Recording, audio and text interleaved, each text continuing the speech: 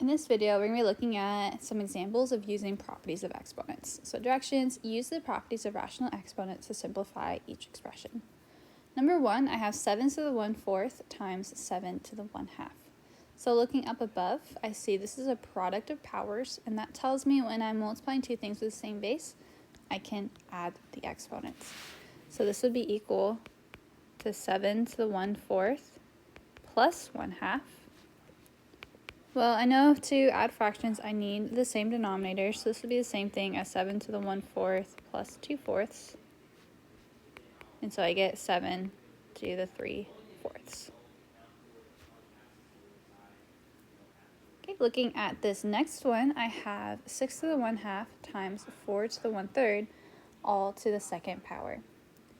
It's tempting to go ahead and multiply inside here and say, okay, well, that's 24 to the 1/2 times 1/3 plus 1/3.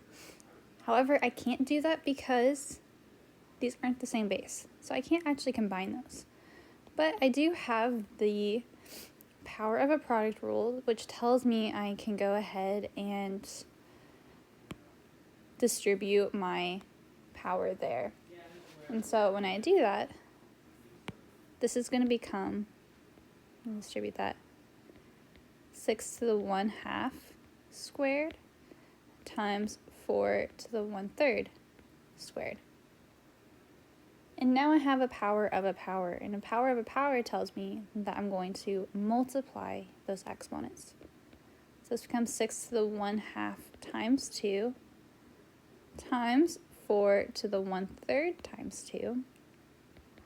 Well, 1/2 times 2, I just get 1, so I get 6 to the first times 4 to the 2/3.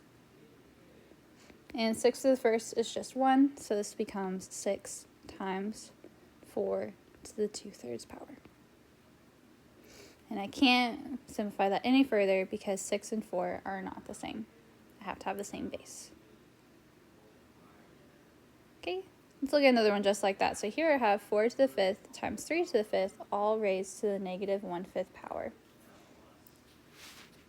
Here, this one, we can actually go about this one a little bit differently. I see they both have the same exponent here. So I can actually undistribute that exponent. So I'm instead going backwards from this power of a product. And so that would mean I would have 4 times 3, all raised to the 5th power, to the negative 1/5 power. Well, 4 times 3 is 12, so I'd have 12 to the 5th power, all raised to the negative 1/5 power. Now I have a power raised to the power. Power raised to the power, I know I multiply those exponents, so this becomes 12 to the 5 times negative 1/5. Well, 5 times negative 1/5 is negative 1, so I get 12 to the negative first power. And we learned with negative exponents to make that positive, I just need to move that to the denominator. So this becomes 1 over 12.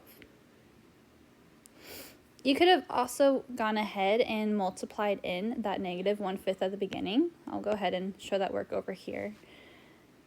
If I multiplied with that negative 1/5 in the beginning, I would have had 4 to the 5th to negative 1/5 times 3 to the 5th to negative 1/5.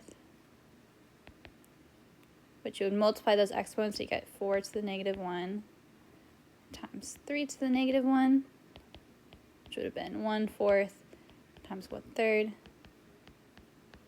which still gets you the same answer at the end. So with all of these, there might be multiple ways that you can do this problem.